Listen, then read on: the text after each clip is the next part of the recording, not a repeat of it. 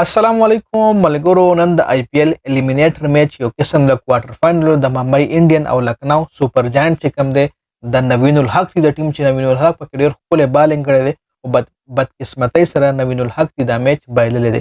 ممبئی انډین د میچ وګټلو په ډیر ښه مارجن باندې د میچ ګټلی دی. اوس په سیمی فائنل د راشد خان د ټیم سره وي، د نور احمد د ټیم سره به سیمی فائنل وي. خو ټول نه پیله د نن چې کوم میچ شو په دې باندې ډسکشن کوو، سپیشلی د نوین الحق بالینګ باندې. ټول نه پیله تاسو د سکور کارت ښکاري تاسو له زه رالم د نوین الحق بالنګ چې 4 اور کې 38 رن ورکړي دي او څلور وکټ یې ایستلي دي او څلور ډېر کروشل وکټ یې ایستلي دي. ډېر ښه کلاډیان یې آوټ کړي دي. نوین الحق را بشو د ممبئی انډین چې کم بیټینګ سکور کارت دی طرف له برا شو. ایشان کړي 15 رنزونه، روهت شرما 11 رنزونه، گرین کړي 41 رنزونه، سوریه کمار یادو 33 رنزونه کړي دي په 20 بالونو باندې، چونکې د یو ډېر تیز اننګز کوي. تلک ورما کړي دي 26 رنزونه، ټیم ډیوډ کړي 14 رنزونه په 14 بالونو باندې، نهال وډیرا کړي 23 رنزونه په 12 بالونو باندې، کریس جوردن کړي دي 4 رنزونه او ریتک شوکین کړي دي 1 رنز هم نه کړي. کاته نه د کولو پړمبي بال باندې اوټ شوی دی. د دې ځکه موږ د نوین الحق وکټ وګورو. تلک ورما چې کوم دی نوین الحق اوټ کړي دي. سوریه کمار چې کوم د ډیر فارم کې داغه نه هم کیچ چې کوم دی سوریه کمار نه هم په سلو 1 بال باندې نوین الحق کیچ وکړي. گرین چې کوم دی په تیر شوی میچ کې ډیر ښه بیټینګ کړي او ډیر اوټسټینډینګ فارم کې دی چې هغه نوین الحق بولډ کړی دی.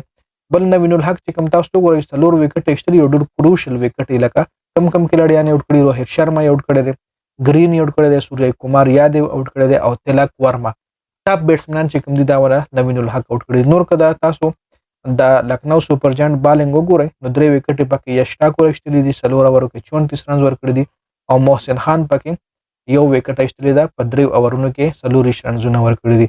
را به شو مونږه د لکنو سپر جاینټ بیټینګ طرف له چې کمپلیټلی فیل شوی دی. صرف 101 رنز باندې ټوټل ټیم اوټ شوی دی په 14 اورونو کې.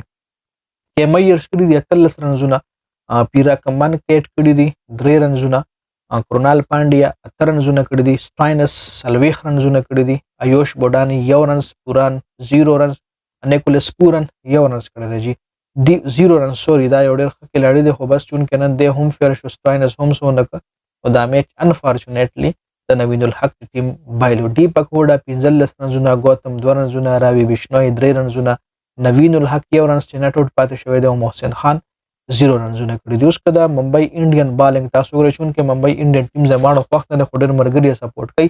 ادای چې کم اونر دی هغه یو ډېر مطلب د انډیا ټاپ مالدارو کې راځي. انډیا څخه چې د دنیا ټول ټاپ مالدارو کې د پاکستان کې نه سوري دنیا کې چې څومره هم مالدار خلک دي نو د ممبئی انډین چې کم اونر دی هغه پکې پټاپ دی. جی پټاپ مالدارو کې نوم راځي، په 1 نمبر نه دی خو مالدار ترین شخصیت کې دا نوم راځي.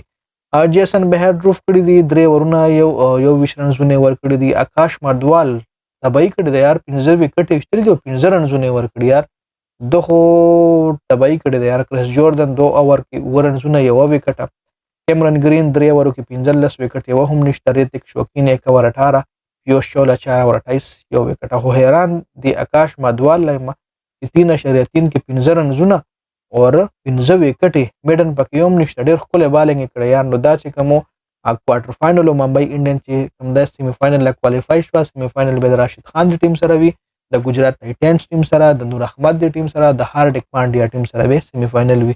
ان شاء الله دا غي اپډیټ هم در سره شریک کوم. د ویډیو کتلو زیاته مننه. ویډیو مکمل غوښتل سره شریک کړئ. جنت خلاف چینل هم سبسکرایب کړئ. والسلام.